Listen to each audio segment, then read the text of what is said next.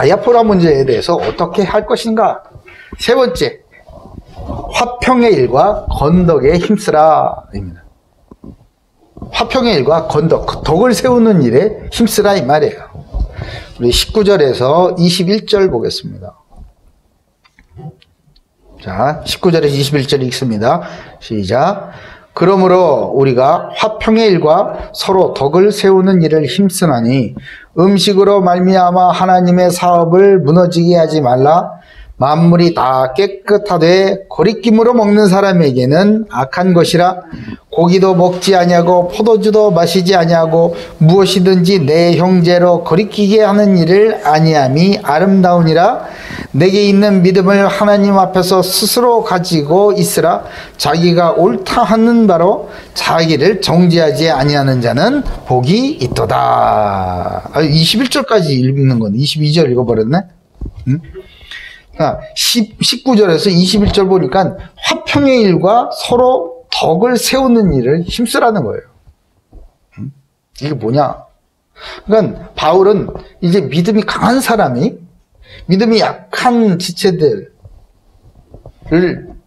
위해서 어떻게 사랑으로 행하고 하나님의 나라를 누리는 삶을 살지 구체적인 행동 지침을 던져주는데 그 두 가지가 바로 화평의 일에 힘쓰고 덕을 세우는 데 힘쓰라는 거예요. 그게 뭐냐?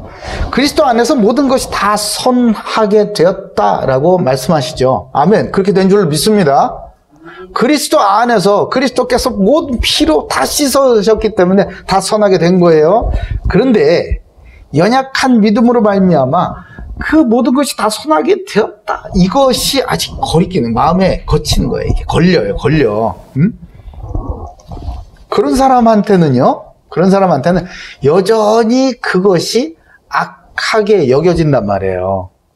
이해할 수가 없다는 거지. 그러므로 믿음이 강한 사람들 있죠. 모든 것이 그리스도 안에서 선하게 되었다.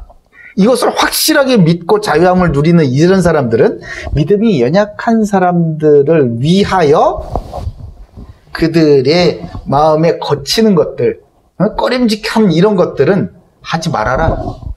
이 말이에요. 하지 말아라 이거예요. 만약에 어떤 목사님은 막 설교를 하시면서 막 믿음이 대단하신 거 막 욕도 했어. 욕도 문자를 막 날렸어. 근데 믿음이 연약한 사람들이 보면요. 저게 뭐야 진짜 설교 시간에 막 욕을 하고 듣기가 싫은 거야. 그러니까 전체 내용이 아니라 그 욕 자체가 듣기 싫은 거예요. 그럼 어떻게 하라고? 욕 안 하면 되는 거예요. 아이고 그렇구나. 이 맥락은 이렇고 그 뜻은 이런 겁니다. 그러나 그것이 당신한테 시험이 된다면 내가 안 하면 되는 거야. 어려워요? 어렵지 않아. 안 하면 되는 거야. 나는 그걸 꼭 욕을 해야 되는데 그게 당신의 기준이지. 나의 말과 언행으로 인해서 누군가 시험에 들 수 있다면 그건 안 하면 되는 거야. 안 하면 되는 거야. 간단한 얘기입니다. 복잡하게 생각하면 끝없이 복잡한데 간단한 얘기인 거예요.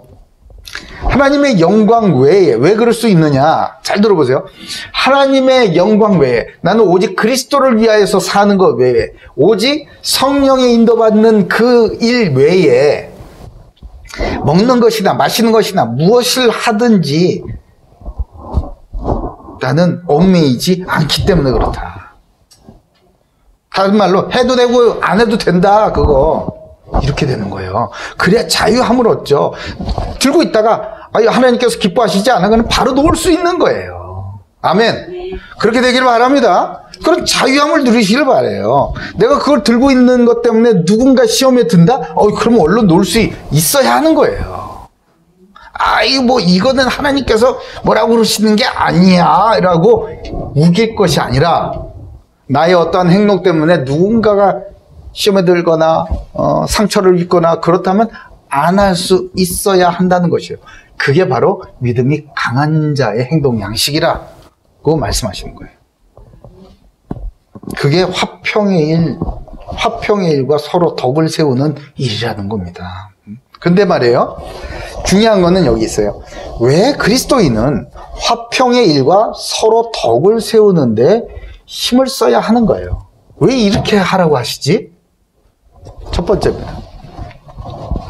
복음 전파에 장애가 되지 않도록 우리는 화평의 일과 서로 덕을 세우는데 힘을 써야 한다는 거예요.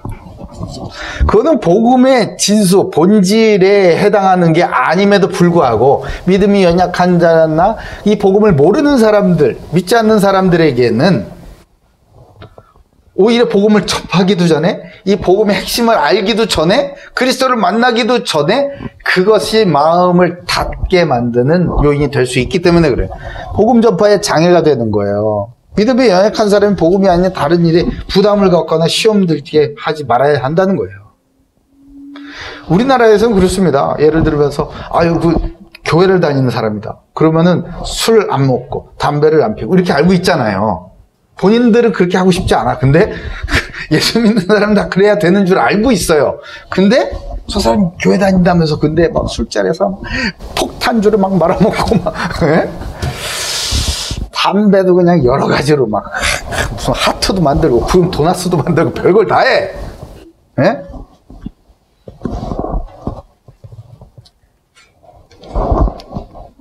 그러면 교회 안 가고 믿지 않는 사람들이 뭐라고 하겠어요? 예? 그 사람이 와가지고 다음날 아이고 머리야 술이 들게 데려와가지고 예수 믿어라 이번 주에 나랑 교회 가자 그러면 가겠냐고. 야 너나 잘해 너나 이러지 않겠어요? 그렇게 복음 전파에 장애가 없도록 하라는 거예요. 고린도서서 9장 12절 다른 이들도 너에게 이런 권리를 가졌거든 하물며 우리 일까보냐. 그러나 우리가 이 권리를 쓰지 않고 범사에 참는 것은 그리스도의 복음에 아무 장애가 없게 하려 함이로다. 아멘. 이 말씀은 뭐냐면요, 그 그러니까 그 사례, 바울 목사님이 그 사례를 가지고 시비를 건 사람이 있었어요. 왜냐면 이 고린도서서 좀 돈에 민감한 데였나 보지? 예? 그러니까 이 바울 목사님이 이게 그 복음을 전파하는 데 있어서 걸림돌이 될까봐 내가 복음을 전파한 만큼 저 사람들이 뭔가 돈을 물질적인 보상을 목적으로 하고 이렇게 한다라고 오해를 살까봐 바울 목사님은 자비랑으로 다 선교를 했다는 거 아니에요. 응? 끊임없이 베풀어주고 끊임없이 돌봐주고 끊임없이 기도해주고 복음을 전파하고 아낌없이 줬다는. 근데 그 돈은 다 오셔 나와서 자기가 벌어서 한 거예요. 자기가 벌어서. 물론 하나님께서 끊임없이 물질의 풍요를 부어주셨죠. 그거 가지고 다 섬긴 거예요. 그러니까 아니 저 목사님은 뭐 먹고 살지, 우리 교회에서 월급도 안 주는데 어떻게 하지, 이런 얘기가 있었던 거예요. 그러니까 오해가 있는 거죠. 오해가. 안 받으니까 안 받는 대로 또 오해가 있어. 부장가 뭐 이런 그런 거. 예? 거기에 대해서 얘기를 하는 거예요. 다른 이들도 너희 이런 권리를 가졌거든. 말씀을 전하고 거기에 대해서 그 레위 지파들이 여러 이 11 나머지 그 11조를 가지고 생활할 수 있는 그런 권리를 가진 것처럼 주의 복음에 말씀을 쓰는 목사님들이 그 교회로부터 성도들의 그 연보, 그 헌금을 가지고 생활을 하게 되는 그런 권리를 가졌음에도 불구하고 바울은 그렇게 하지 않았다는 거 아니겠습니까? 왜냐면요, 이 고린도 교회에 있는 성도들의 믿음이 너무나 약하기 때문에. 교회로부터 내가 월급을 받는 거, 월급이라면 좀 이상하지, 사례를 받는 이것 때문에 혹시 돈에 민감한 믿음이 연약한 자들이 저 목사님은 왜 이렇게 많이 받아가지? 뭐 그런 식의 시비를. 아니, 목사님이, 지하철 타고 다니면, 아니, 저기 경차 타고 다니시면 됐는데 왜 좋은 차를 타시지? 이런 오해를 하는 연약한 자들이 있었기 때문에 혹시나 한 사람이라도 상처받을까봐 바울 목사님은 그렇게 했다는 거예요. 복음 전파에 장애가 없도록 여러분의 권리, 그리스도 안에서 얻은 권리를 가지고 자유하게 할 수 있는 것도 포기할 수 있는 장성한 믿음이 있기를 주님의 이름으로 축복합니다. 자, 두 번째는 복을 받게 하기 위함이다. 이거예요. 복을 받기 위함. 야, 이게 무슨 얘기입니까? 바로 그리스도를 닮아가는 삶의 본 말이에요. 본을 받는 거예요. 본을 보고 따라가야 될 거 아니에요. 제자들은 예수님이랑 같이 다녔지. 그런데 예수님을 보지도 않고 이제 만나서 그리스도 안에서 거듭나서 그리스도를 닮아가는 사람들, 삶이 변화가 되는 그런 사람들을 봐야지 자기들도 생활에 변화를 맞춰갈 거 아닙니까? 보이지 않는 하나님을 보여주는 사람, 그 사람이 바로 이 목사님들이 해야 될 일 아니겠습니까? 보이지 않는 그리스도를 삶에서 보여주는 사람이 바로 그리스도인들이 해야 될 일 아니겠느냐 말이에요.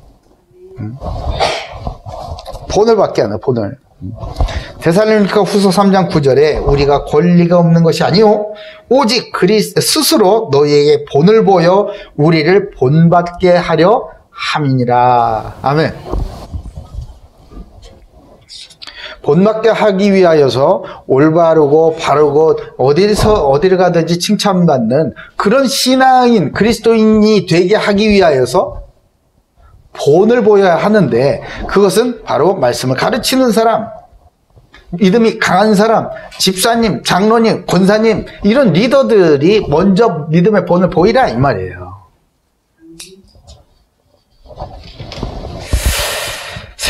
세 번째는 남의 유익을 위해서 화평의 일과 건덕에 힘써야 한다는 거예요. 남의 유익을 위해서. 남의 유익을 구하여서 결국은 그 사람들로 뭘 받게 하려 한다? 구원을 받게 하려 한다. 구원을. 그 사람들이 아무런 연고도 없어. 내가 저 사람한테 잘해주고 얘기를 들어주고 섬겨주고 그런다고 나한테 뭐 돌아오는 게 없다 하더라도 왜 그 일에 힘써야 하는가? 그 사람이 바로 예수를 만나야 되니까. 예? 그 사람이 바로 구원을 얻어야 되니까. 그게 바로 남의 유익을 위해서 힘쓰란 이 말 아니겠습니까? 고린도전서 10장 23절 24절이에요. 모든 것이 가하나 모든 것이 유익한 것은 아니요. 모든 것이 가하나 모든 것이 덕을 세우는 것은 아니니. 기억하세요. 누구든지 자기 유익을 구하지 말고 남의 유익을 구하라. 이렇게 말씀하세요. 유명한 말씀이다, 그죠? 먹든지 마시든지, 그러므로 먹든지 마시든지 다 하나님의 영광을 위하여 하라. 어떻게 해서든지 그 사람들이 구원을 받게 하려 합니다. 다른 사람의 유익을 위하여서 내 것을 포기해버리는 게 그게 바로 신앙 아니겠습니까? 저와 여러분과 같은 이런 냄새나는 죄인들, 우리 시제가 그랬다며. 시라는 친구가 묘사해보세요 그랬더니 냄새나는 친구요 그랬다잖아. 죄악의 썩은 지하는 이 죄인들을 위하여서 그 하늘에 있는 영광스러운 보좌를 버리고 그 하나님 아들로서의 놀라운 그 권세, 축복과 이 보좌를 다 버리고 그 권리를 다 포기해버리고 이 땅에 내려오셔서 가장 천하게 내려오셔서 가장 천한 자들로부터 핍박을 받으시며 가장 비참하게 십자가에 못 박혀 돌아가신 이유는 바로 저와 여러분과 같은 이 죄인의 유익을 위함이 아니었겠느냐 말이에요.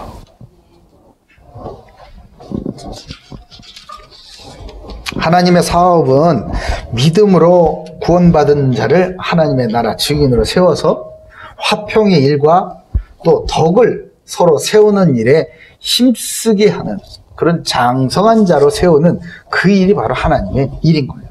그리고 그 사람들을 통해 많은 사람이 예수 그리스도를 믿고 구원을 받게 하는 것이 하나님의 사업입니다.